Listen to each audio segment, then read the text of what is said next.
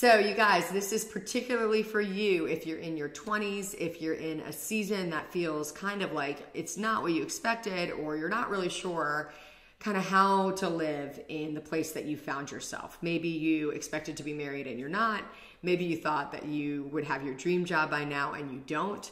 Maybe you've left college and sort of that whole environment of community and you're just not really sure how to live kind of in a way that feels meaningful in your everyday life. And you know what? The first thing I would say is that most people find that this season lasts longer than they expected.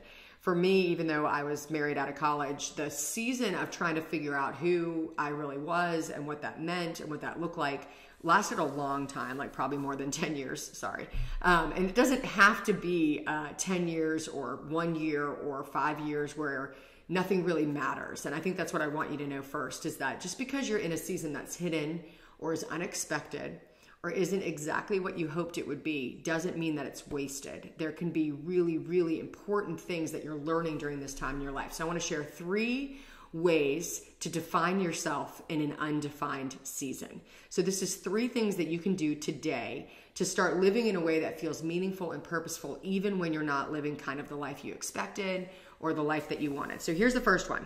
The first thing I think you have to ask yourself really honestly is this question: what makes a good life?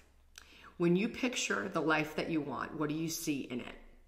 For most of us, we start to think about the circumstances that we want. Well, when I get the husband that I expect, or the wife that I want, or when I have the kids, or I buy the house, we see our life in a series of circumstances. And in reality, what people who have lived for a long time would say is that the good life is usually much more defined by the internal setting of your heart as well as your relationships. And I remember particularly in a season when I had young children and it felt like just day after day was the same. Nothing really seemed to make an impact. I just couldn't see the fruit of what I was doing. And I remember praying once, I was walking with my stroller, I remember really well, and praying like, God, what makes a good life? What makes today a good day? And I was reminded of what Jesus said when he said, the first and greatest commandment is this: love the Lord your God with all your heart, soul, mind, and strength, and love your neighbor as yourself. And for me, that boiled down to saying, you know what? Every day is a day that I have the opportunity to give or receive love in a meaningful way. And I can start my day in the morning and say, God, would you give me a way to give or receive love in a really meaningful way today? And I can get to the end of the day and I can ask, did I take the opportunity that God gave me to do that? Whether that was with my child or with a friend or at in a moment on an errand. How did I care for people today? And it was really helpful to me. I'm a pretty driven person who loves to achieve and to hit goals. And I needed that kind of goal to remind me that the goals that the world often sets for you are not actually the way to the good life. But the good life is found in these places, in everyday, sort of mundane daily situations where we redefine what success actually looks like for us. The second question that I would have you ask for yourself in a season that's undefined is, what am I doing today to prepare for the dreams for tomorrow?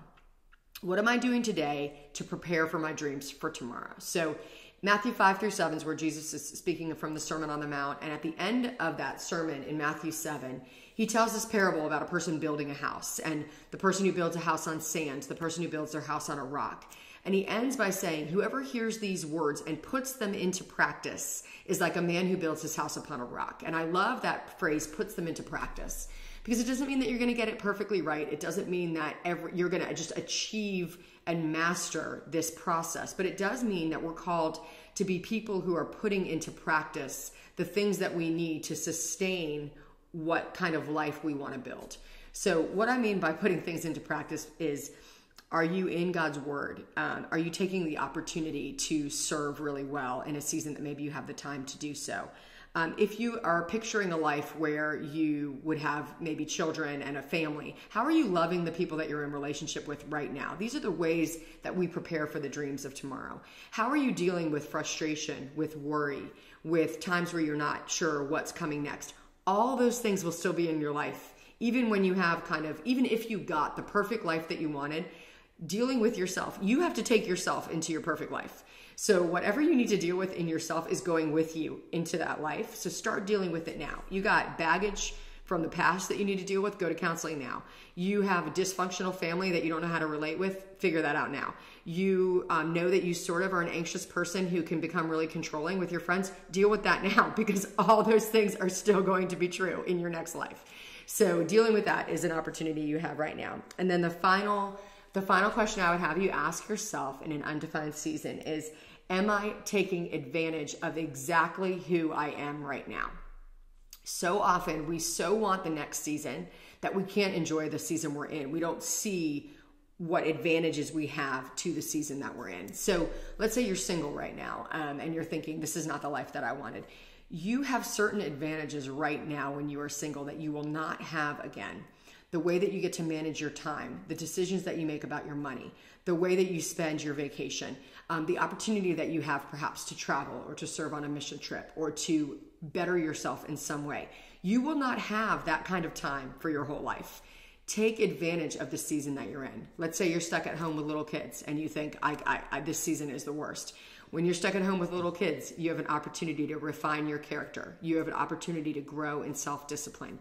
You have an opportunity to be in sort of organic relationships and friendships and build friendships that can last the rest of your life. Take it from me. My kids are not in that season anymore. And the opportunity I have to be in deep and meaningful friendships is built on the foundation that I laid when my children were young. I didn't even know I was doing it. It was just a survival tactic. But based on that time, I now have what I need to sustain the life that God's given me now.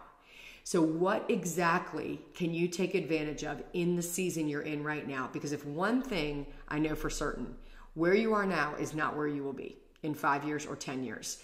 Where you are right now is a specifically unique season that has specific joy in it, and it's your opportunity to find that joy and to take advantage of it. So 3 ways to help in an undefined season. Hope that helps. Feel free to leave comments below and we will check in with you.